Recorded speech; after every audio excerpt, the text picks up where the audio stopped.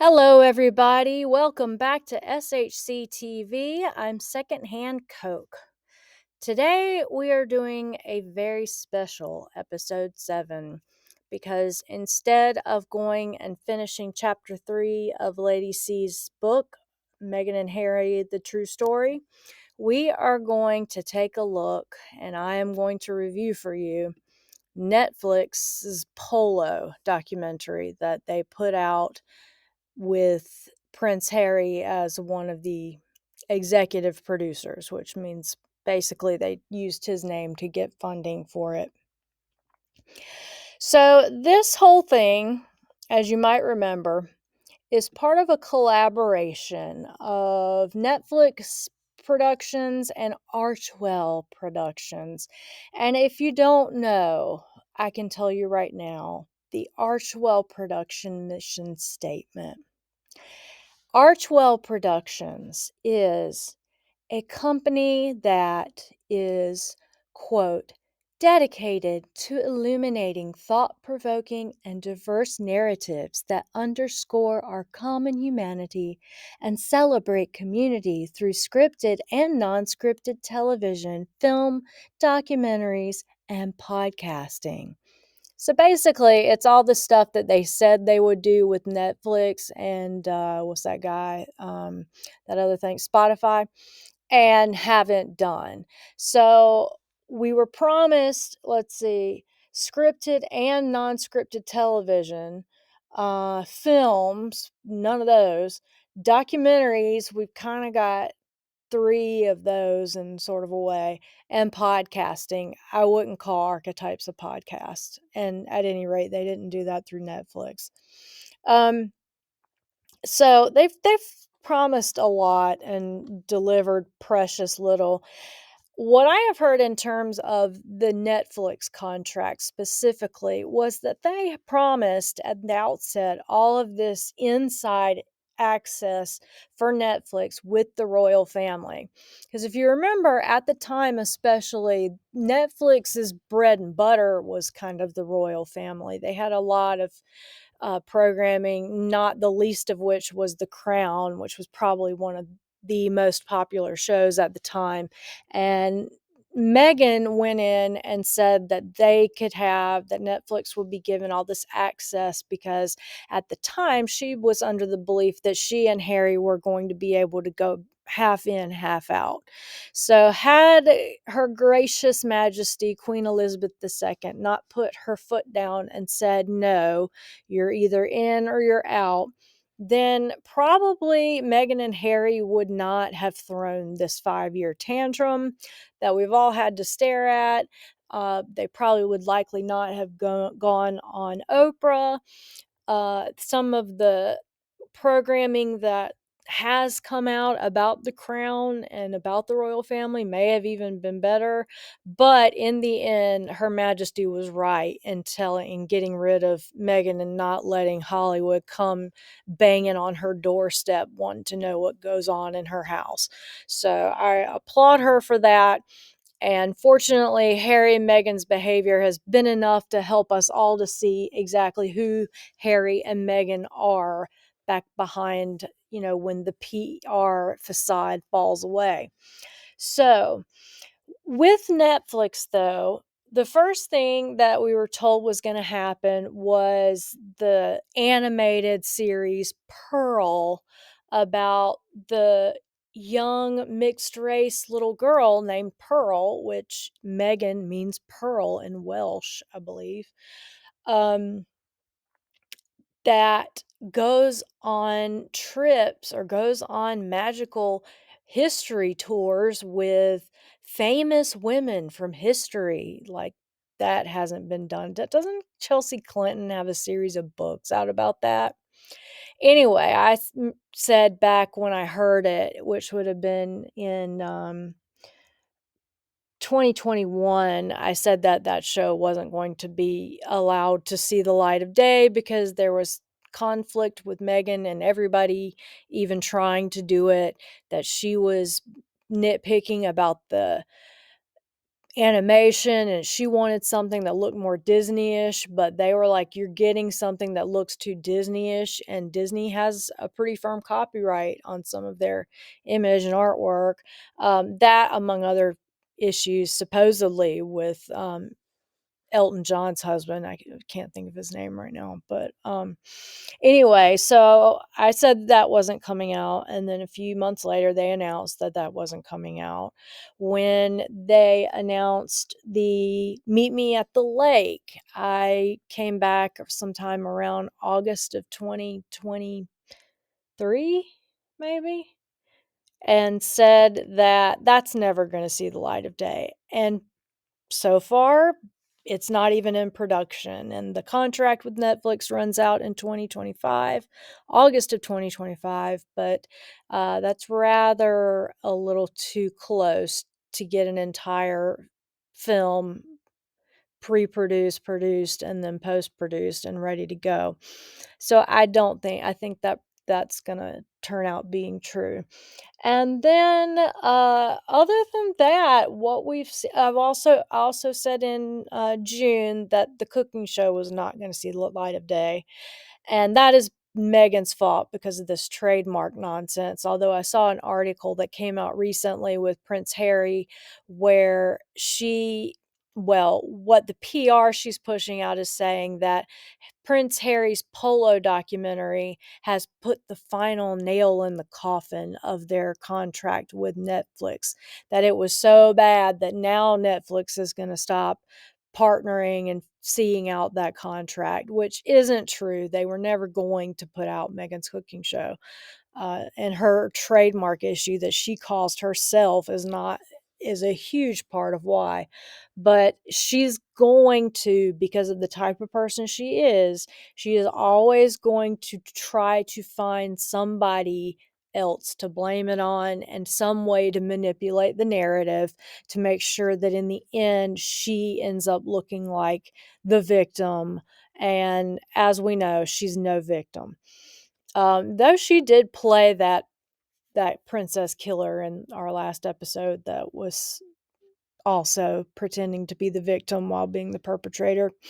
Anyway, so from Harry and Meghan and Netflix, we have gotten Harry and Meghan, which was their 6-part documentary, which I've not been able to watch personally. If you'd like me to review it, I will do it for the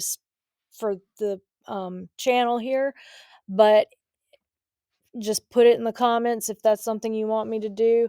But until such time, it can remain 6 episodes of what I understand to be fully grown adults sitting on a couch, whining, crying, throwing a tantrum, and making fun of people that made them mad. That's my take on it right now, and I haven't seen it. I will, however, watch it if you want me to review it. Um, I might do it in that circumstance. That might be kind of fun, but we'll see. Anyway, let's move on to the Polo documentary. Episode 1.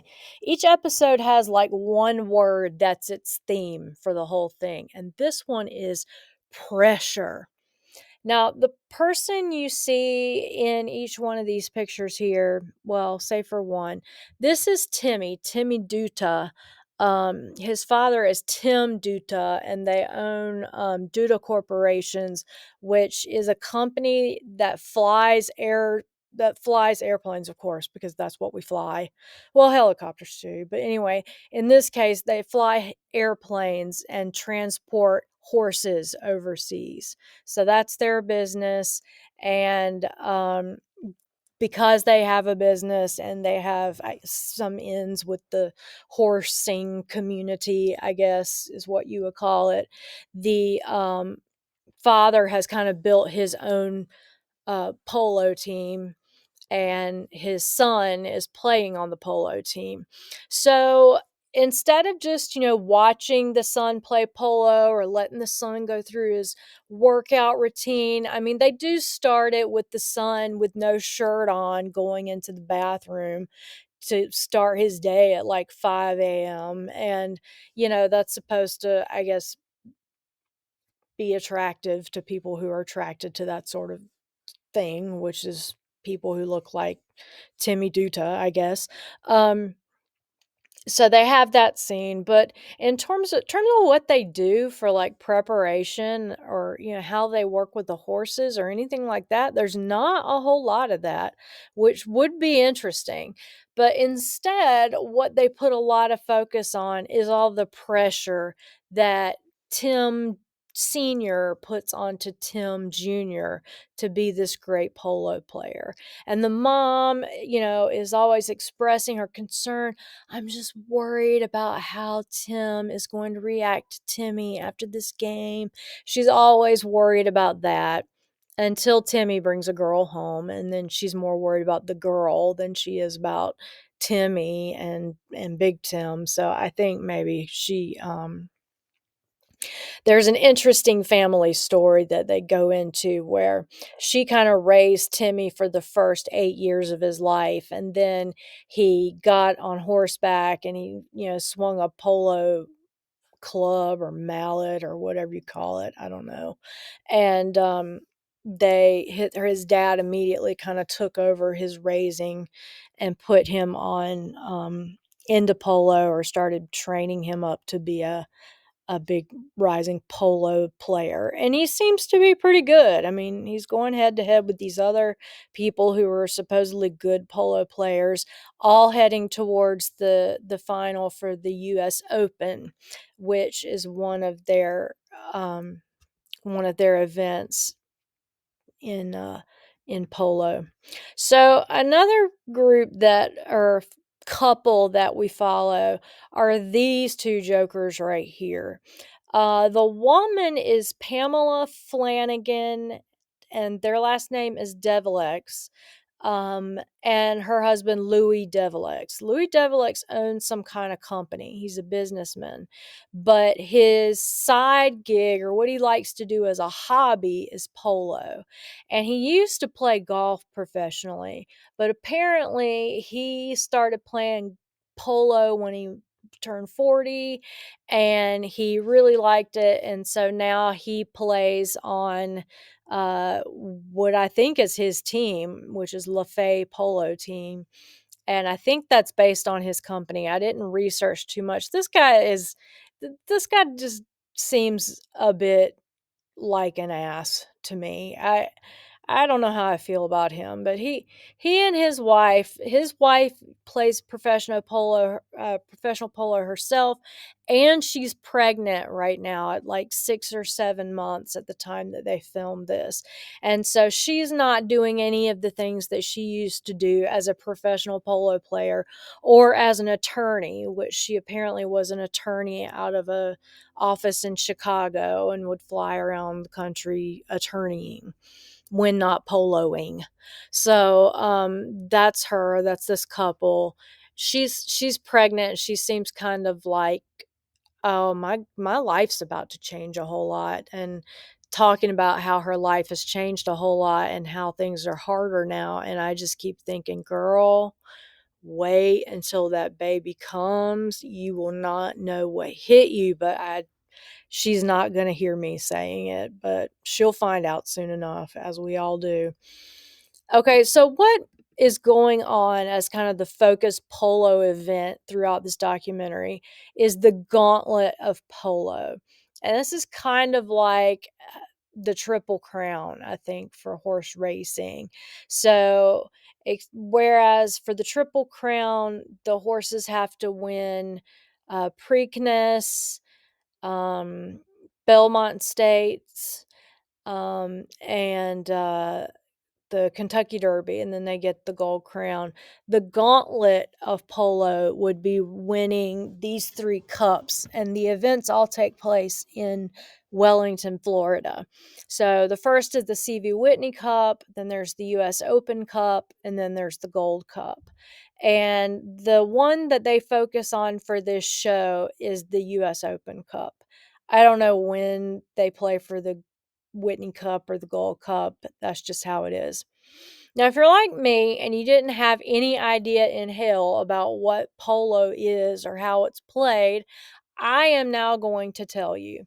First of all, one thing that mystified me was I didn't know how they could put all those horses on one field and have them run without running out of space, like, almost immediately.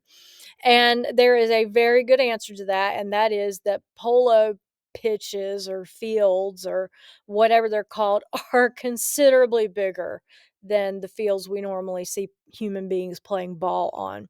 So one polo field is the length and width of 9 football fields. So I've kinda made this cute little football field graphic where you can kinda see where it's just 9 of them all laid down, in clusters of 3, and that's how big a polo pitch or field is. Now, on each team at any given time is playing 4 players. So you've got 4 players there, they all have their 4 little horses, and they play for, an amount of time, like what would be maybe a period or a quarter or whatever in another sport. Their periods are called chukkers. Chukker.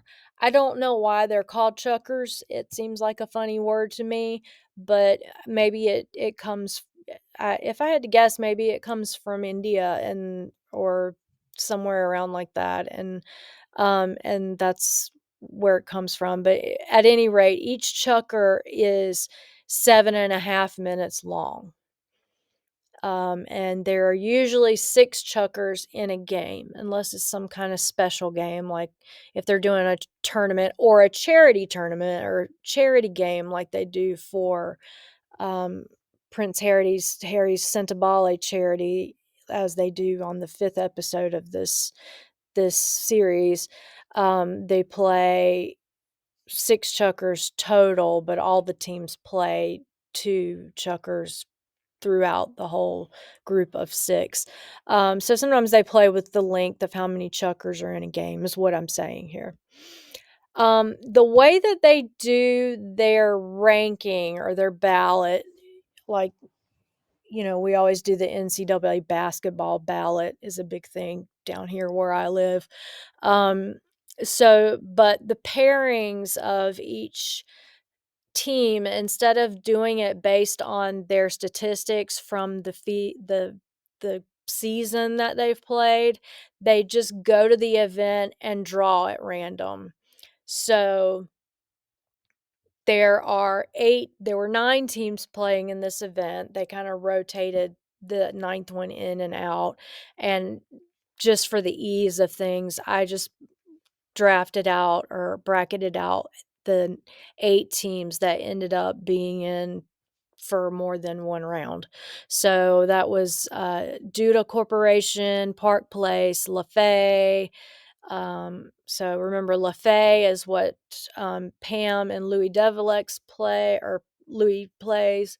Um, Duda Corporation's what Timmy Duda plays. We haven't met the players from Coca-Cola, which I was very excited to see. As soon as I saw there was a Coke team, I was like, "Well, I have my team now."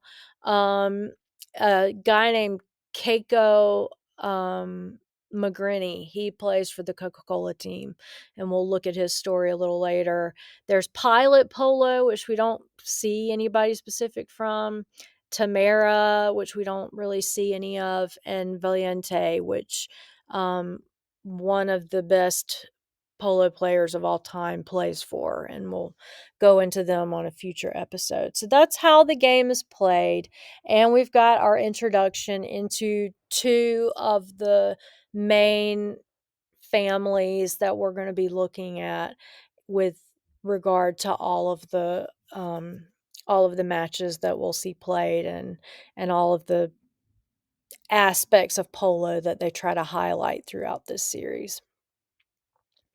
So let's go on to focus or episode number 2, the theme of which is focus. And what you need to know about that is that polo isn't a game, it's a lifestyle, you guys. And apparently, if a man plays polo, he cannot put his attention on anything else. if you're having a baby, he is just gonna have to play polo, and you're just gonna have to FaceTime him in on your ultrasound.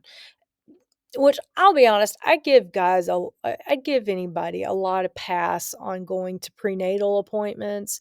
My husband, when I was married to him, of my kids well, of my children's father, he went to pretty much everything with the first baby, but then with the others, he didn't really go, and I didn't really care. I kinda was glad he wasn't there. He tended to slow things down, but the the issue here is that this is their first baby, and Pamela, the wife, really wants Louis to be there, and he's just not. But that's because polo isn't a game, it's a lifestyle. Um, so again, Louis cannot expected to be at anything baby related. Uh, Keiko plays for polo for Coca-Cola, and he might drop by to watch his girlfriend of 1 year do her, horse jumping, her eventing, but if she wants him to do anything like walk her out onto the field or something like that, he can't really do it. He has to stare at his phone and think about polo. So just know that.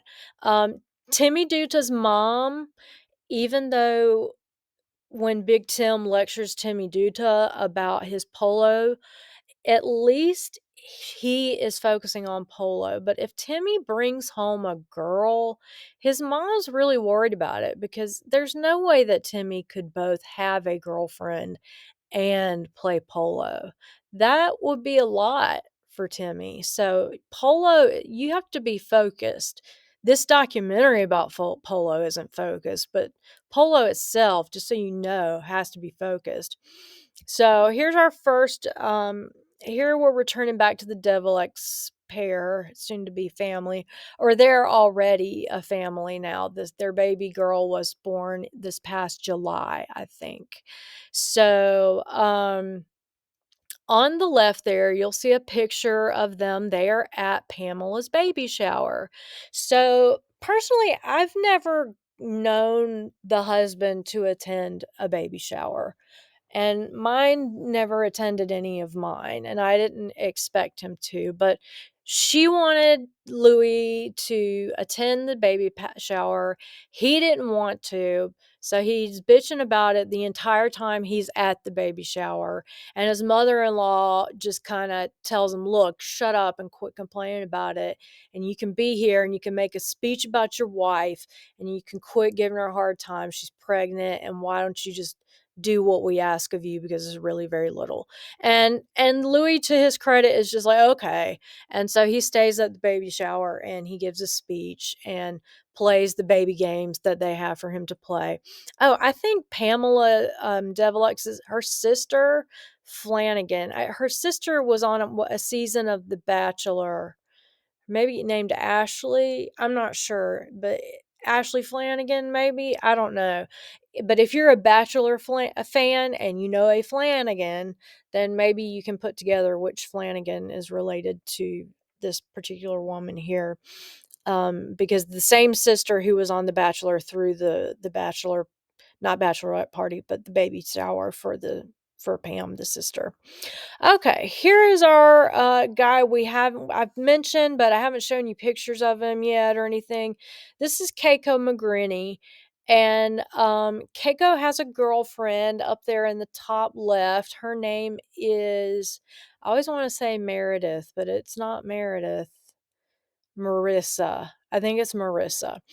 So, they're pictured together. This is up in the corner, and there Keiko is riding his horse, and he is on the Coca-Cola team, so he's instant fan favorite. He just seems like a guy who's like, I feel like their problems are more because they're both like 20 and really probably aren't in the relationship they're going to be in for a long term. Like, I don't see these guys staying together, and I feel like the guy knows that, Keiko knows that, but I don't think Marissa realizes that yet.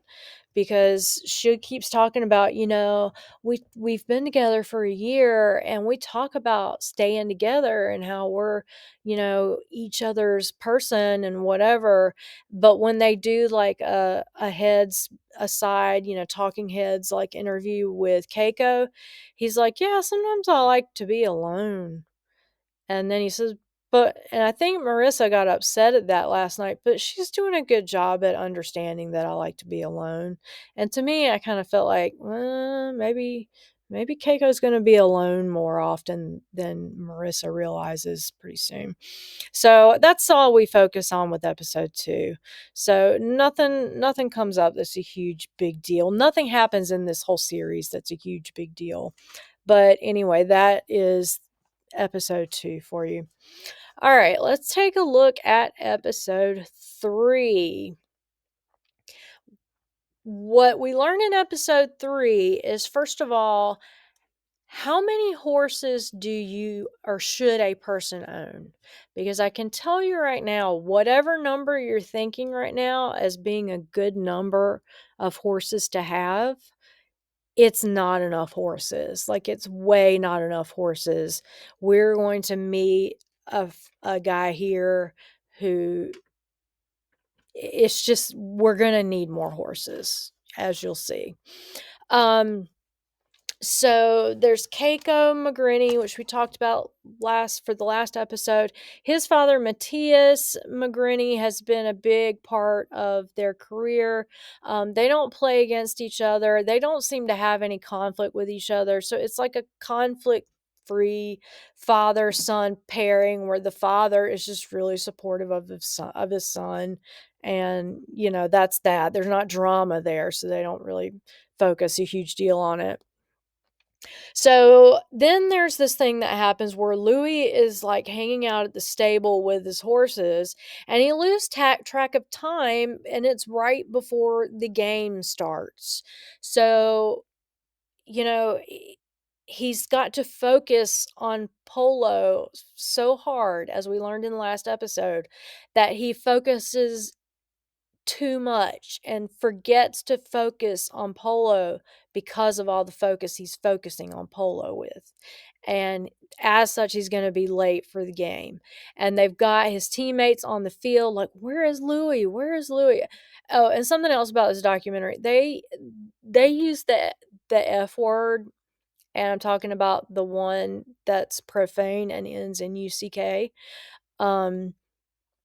They just use that word all the time.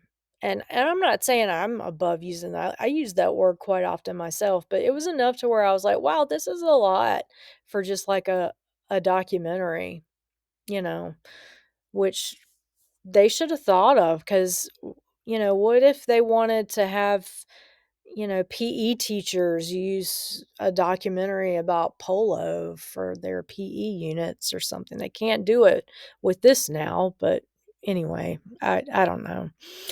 So anyway, Louis is hanging out with his horses, and then he's like, oh shoot, I'm gonna be late. So he gets in his little, muscle midlife crisis car and goes zooming down the highway, and he gets pulled over and he gets the speeding ticket. And so he really is late for even the start of the game. So that's the big drama that happens there. Oh my God, Louis running late. He's late for warming up. And then, oh my God, Louis really late. He's late for practice or for the game because he's got a speeding ticket. So it really escalated quickly for Louis that day. And had he been focusing on polo, maybe that wouldn't have happened. That's just all I have to say. Okay, so not only is Louis late, but his team loses to Adolfo's team. And Adolfo, I think his last name is Cambiosa. Adolfo Cambiosa. He is, as the kids say, the GOAT of polo, and it is just this lifelong legend, the Michael Jordan of polo. Oh, and I found out GOAT meant greatest of all time. That's so what the kids mean when they say he's the GOAT of this. And so everybody's like, oh, if I could beat the Adolfo's team, I'm really doing something. Well, Louis Probably because he wasn't focused, maybe he was thinking about his speeding ticket while he was on his horse. He and his team lost to Adolfo's team, and that made Louis very unhappy. So Louis goes off after he loses and, like, takes his holo hammer or mallet or puck or stick or whatever they use to hit the ball down the road, and he just starts hitting stuff in his tent with his polo stick, and it just seems like a big reaction for just losing a polo match. Then he gets a call during his tantrum that he's throwing, and he finds out that his kid has gotten in trouble at school for something. He's got a son with a different wife. And I dug up some tea about Louis that I'll share with you a little bit later. Probably goes with episode 4, but we'll see. I think it is in episode 4 when I have the tea on Louis' family. So the kid gets in trouble. He's like a 9-year-old boy. And Louis, for some reason, is very calm about his kid getting in trouble at school. And he goes and he talks to the headmaster or the principal or whatever they call it at the kid's school. And they kind of deal with that issue. But I'm thinking, I wonder if Louis' kid got in trouble because he got angry and started beating stuff with a stick like his dad was doing at literally the same time. So they never say what his kid did to get in trouble at school or anything else about that particular kid, but it seemed to mellow Louis out a bit. All right. Another thing that is kind of bad in this episode is that while Keiko is playing for Coca-Cola, he gets a yellow flag. Now, a yellow flag means you've done something dangerous or you've not been focusing on polo, which is supposed to be your priority, and that lack of focus could have led to an injury or unnecessary aggression or something. But the yellow flag gets thrown out on you, and that means you're in timeout for 2 minutes, which means you don't get to play polo for 2 minutes. And when you're the fourth man on a third person team, they don't get to replace you. They just have to play and cover your spot for the 2 minutes while you're sitting out thinking about what you've done to get the flag thrown on you. Okay, now let's get back to that question about how many horses should you have. Now, I talked about Adolfo and how Adolfo Cambioso Cambiosa is the GOAT of polo.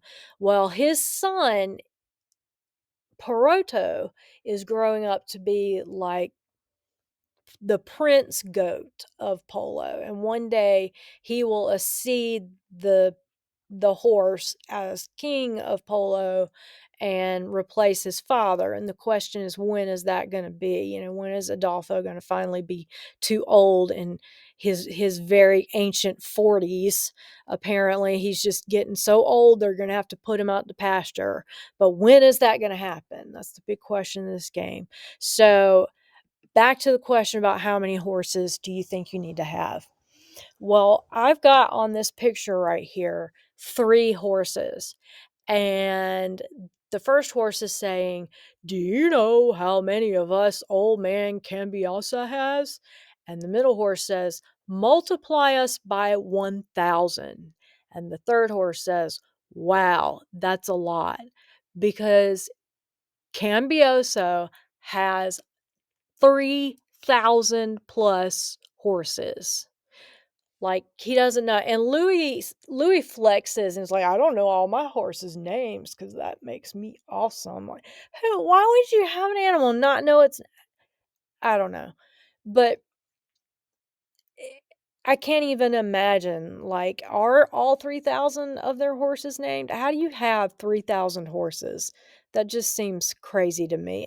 And it just hammered home to me the reality that this game is only for the really, really, really wealthy. You're not gonna find many public high schools with a polo program. Um, Water polo maybe, but not this. This is just a lot. So, episode 4, danger is our focus word. And this is the episode where we talk about injuries. So, Louis, of course, has to talk for every episode. It can't be somewhat about him, it has to have a lot about him. So, he talks about how often he's been injured by playing polo and in what ways. And we'll watch a little clip of that in a minute.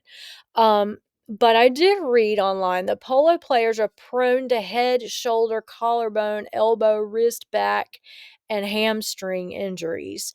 And that is a pretty dangerous sport, which I get if you're, on a horse galloping at 30 miles an hour towards a ball that's on the ground, and your goal is to have like your stick in your hand hit the ball forward toward a goal, that I can see that turning out to be dangerous. But again, what I would have been interested in hearing at this point is, what about Harry's horse's injuries and fatalities? What about the injuries that horses get in general for this sport? Because I've heard it's not a very good, safe sport for horses either. Oh, I just realized on my graphic I put Princess Harry, so sorry about that. But no, um, now I do have to do some fact checking on some things about Harry. There is a rumor that Harry, um, rode out a pregnant horse and it ended up killing her. He did not do that. The horse wasn't pregnant. He noticed that the horse was going sluggishly. It was a horse that had been in the family for a long time, and Charles had ridden him, or I believe it might be a her, but Charles had ridden the horse and William had, and Harry had chosen it for this particular game of polo, and he noticed that she was very sluggish, so he went and got off of her immediately to get her time to rest. And they recycle horses at halfway through a chukker anyway. So they are only running, towards the ball, running around the field for about 3 1/4 minutes at a time anyway. But still, I would have been interested to hear what this is like for horses. But I do need to fact check that Harry did not kill a pregnant horse, and it wasn't anything in his way of riding the horse that subjected the horse more to the death that the horse faced. Um, and I looked all over to kinda, unless polo as a game is dangerous for horses, which a documentary should picture something about that, regardless of its bias, and then, refute the bias. But, they don't really talk about injuries and the horse injuries. The other thing I had to fact check was the injury that one of Harry's horses had from his spurs. His spurs that he was wearing at the time were regulation. I don't like the idea of spurs at all, and I think that's one thing that should be discussed as a practice, and that the sport should not use spurs. But Harry's were within regulation, and it looked like what happened was it was a puncture. It wasn't constant, digging from the spur itself. The vet that was interviewed at the time of the incident said that it was an injury in line with another horse and player having banged up against Harry's leg and the other horse, and in doing so pushed the spur into her side, but causing the injury, because there were no marks like that on the other side of the horse. And I don't know. I'm not excusing either behavior, because I don't wanna hear about animals getting hurt at all for anything. And if horses can, get bloody injuries like that on a field playing a game for no reason, then I'm not sure how I feel about that game. But I did want to at least clear up the minor facts on that. Um, Not because Harry necessarily deserves a break, he's a prick, he doesn't. But I was interested to learn those things that kind of measured out a little bit of Harry's behavior and made it make more sense. Um, in this episode, we have a big injury that happens from one of the patrons of one of the teams. The team is Viente, and it is the owner Bob Journayvaz, I think is or Bob Journayvaz. Um, he falls off the horse and gets very serious head injury, which I'll go through in just a minute. But first, we'll hear Louis talking about all of the ways that Louis has been hurt because Louis is important. So let's just do it. My ankles, broke my jaw, my nose 2 times. Some fingers, broke my collarbone, blew up my teeth, tore my left knee out. I could do it all over again. I'd do it all over again. My ankles, broke my jaw. I am actually going to play that again because I was messing with the volume during it and maybe you couldn't hear it. I do have the captions on it. I could do it all over again. I'd do it all over again. My ankles, broke my jaw, my nose 2 times. Some fingers, broke my collarbone, blew up my teeth, tore my left knee out. So that's Louis right there. I could do it all Big over. badass that he is. Can't go to his ultrasound. Anyway, he's not my problem, so I'll move on. Okay, so this article is actually a feature of all that tea that I found out about Louis, who just spoke, and his wife, Pam Flanagan Delavec's, Louis's wife. So the article heading, I had advertisements all over it when I clipped it, and I couldn't get those off. But basically, the gist of it is that Prince Harry and Meghan Markle's Netflix series features a thrice divorced and remarried love cheat with anger issues as one of its main stars. So it's an article that kind of goes into what a kind of jerky guy this is. Um, the article says Prince Harry cuts a surprisingly low key figure in his and Meghan Markle's latest next Netflix endeavor, Polo, which has been released today. Instead, the series mainly focuses on players such as Adolfo and Peroto Cambiaso, Timmy Duta, Nacho Figueres, and Keiko Magrini, as well as controversial figure Louis Devaleix, who suffers from anger issues and has admitted to cheating on his exes. Cool. French-born player Louis, 43, features heavily in the show, and in one of the more dramatic scenes, the hunky former professional golfer turned polo star is seen smashing his mallet, they're called mallets, smashing his mallet against a tent pole and hurling his helmet to the ground. However, his inclusion in the series, created as part of the Duke and Duchess of Sussex $80 million deal with the streaming platform, it was not $80 million.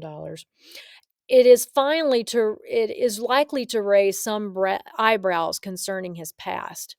First reported by the Mail on Friday on December 1st, court records in Florida revealed that the polo player has faced a slew of disturbing allegations from two previous wives, Tracy White, 43, a lawyer, and Brandis Baker, 37, with whom he has a 7-year-old son.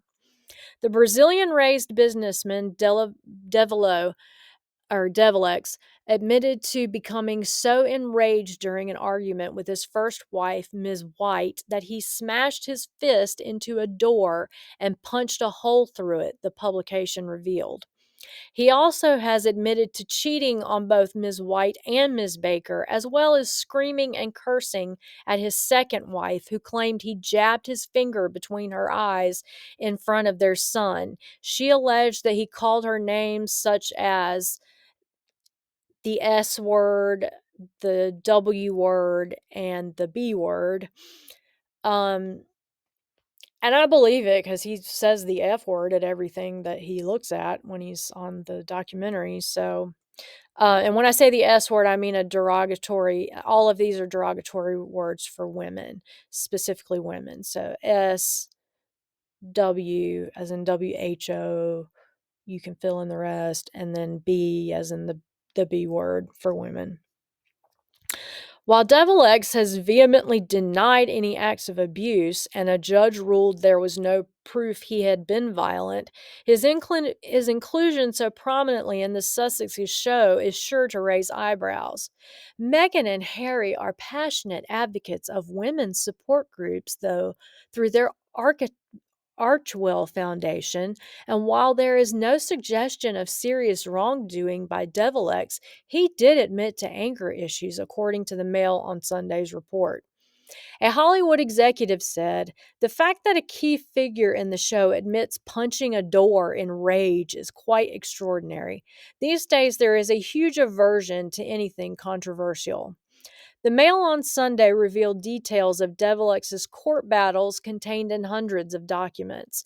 In 2018, he sued his first wife, Ms. White, whom he married in 2012, before splitting 4 years later, for allegedly breaching the non disparagement agreement they both signed during their divorce by talking to his second wife about his sexual encounters, spending habits, purchases, and travel details.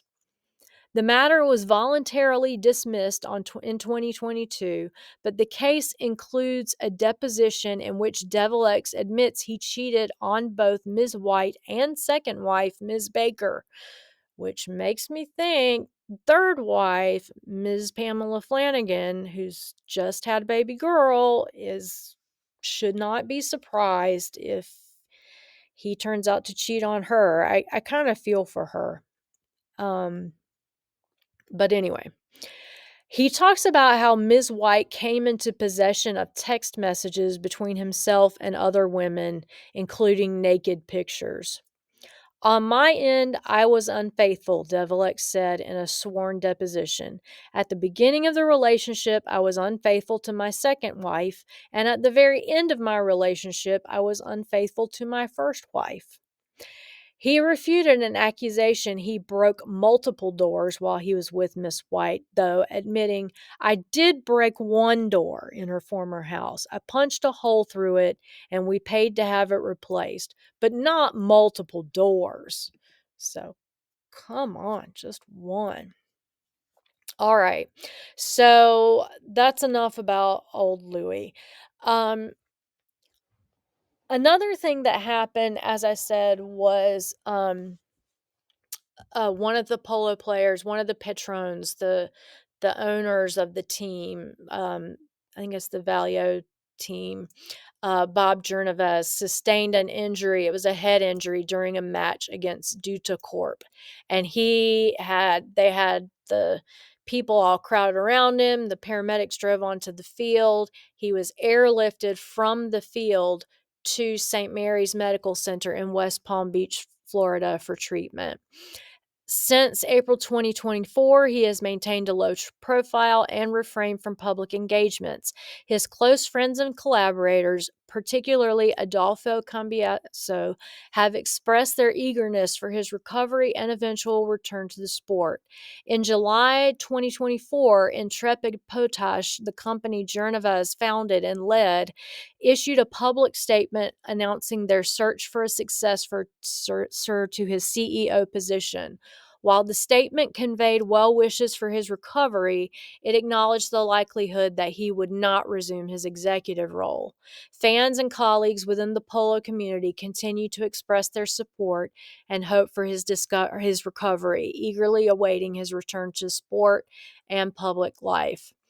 So at this time, it sounds as though no one's put anything out officially, that he sustained a very serious head injury. In the documentary, on the day of the game, both teams decided to not play once he was airlifted off the field, and they picked up their game the next day.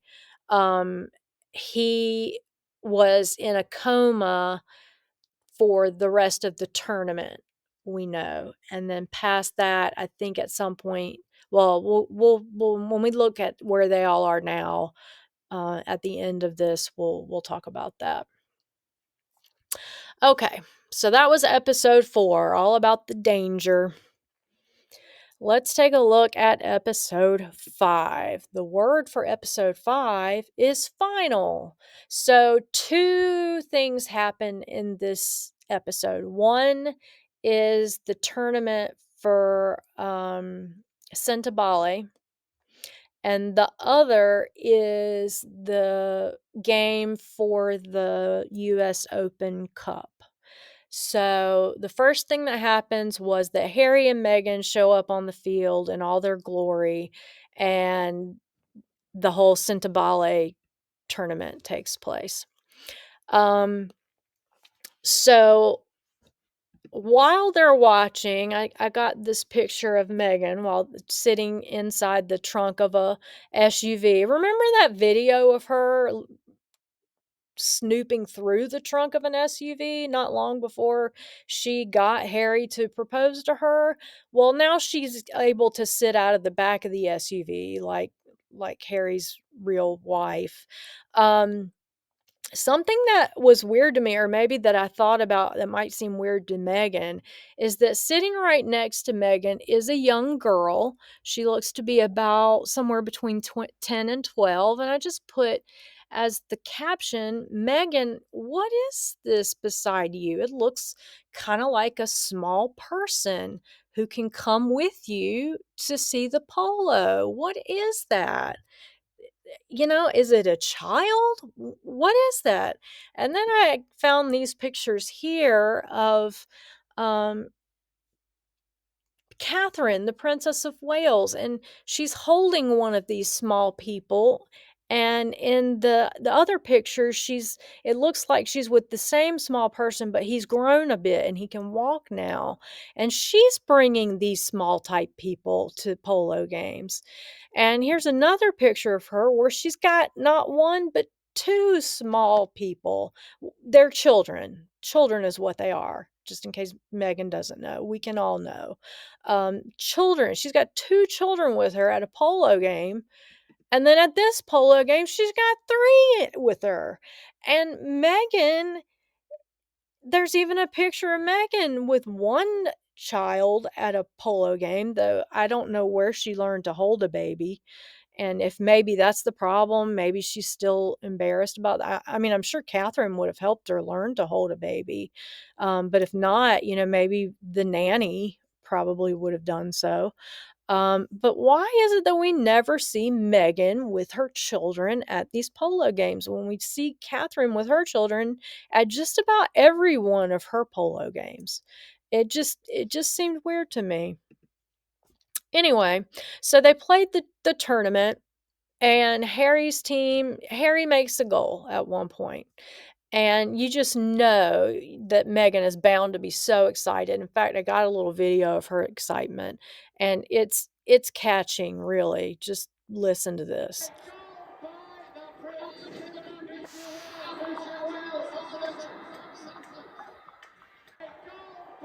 Calm down now, Meghan. 3 claps and a woo. Like, that's crazy. This is polo. This is not NASCAR. Just calm down. She looks thrilled. She just looks so happy. She is so glad to be there in that outfit that is weird.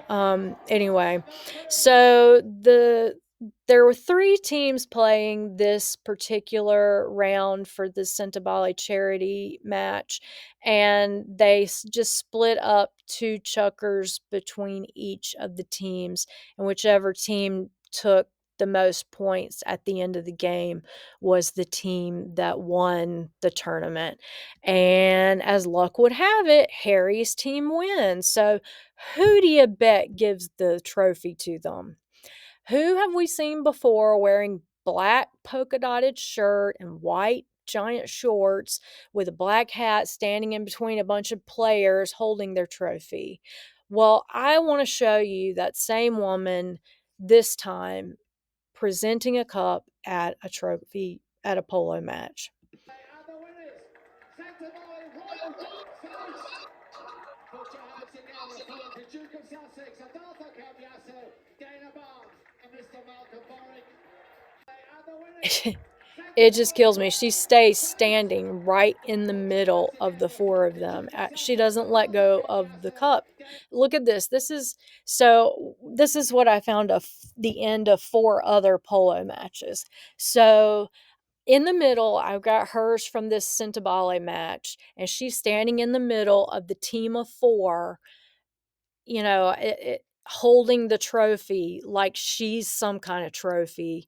Harry, I don't know what contest in hell you won if she's the trophy, but she's standing in the middle, just as pretty as you please, with the trophy, like the trophy.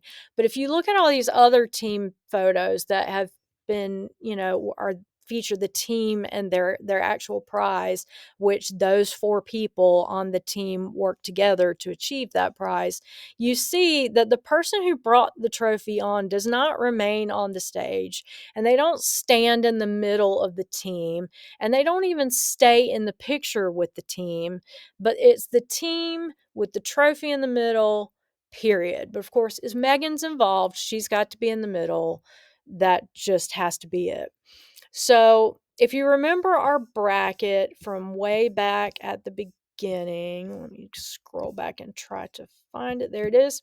So we have pared down from these 8 teams all the way to one team, one-on-one match. And the teams that are playing against each other now are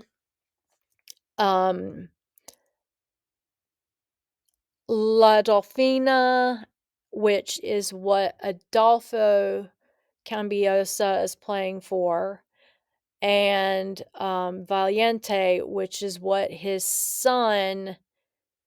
I might have that the other way around. Let me check my notes here. So,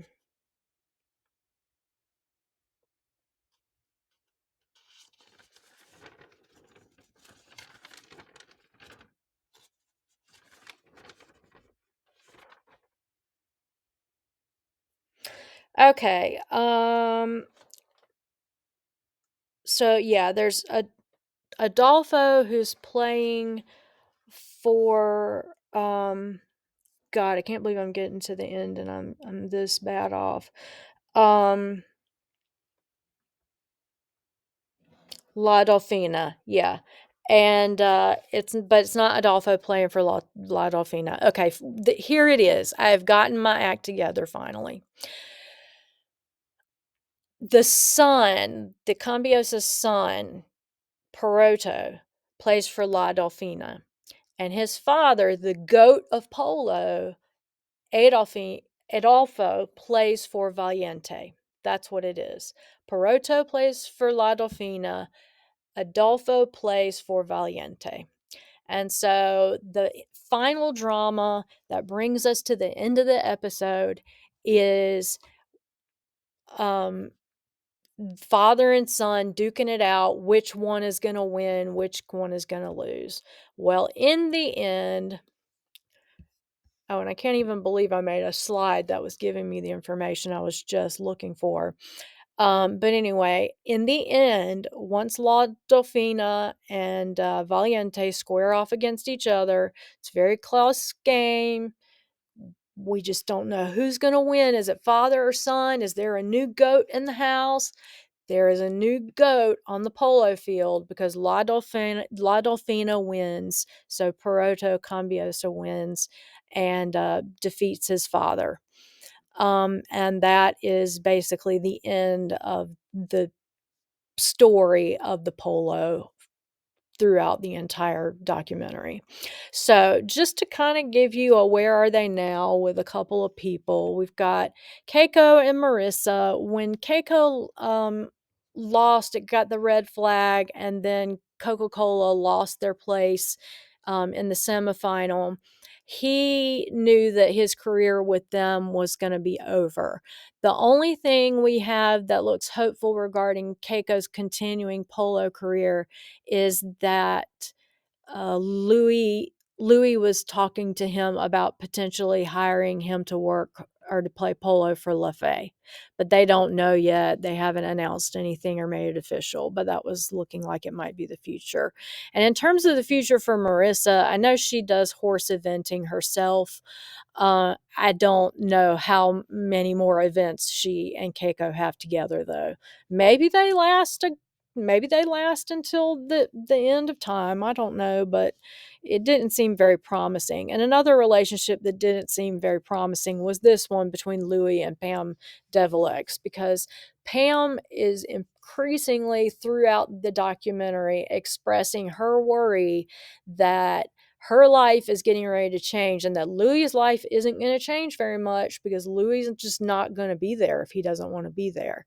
And she seems to be worrying about that, and which to me means she knows that. And based off everything we see from Louis, I believe that too. Hopefully that's not it. Hopefully, the new baby kind of gets him rooted at home. As Pam says in one episode, she says, Louis is not even a professional polo player.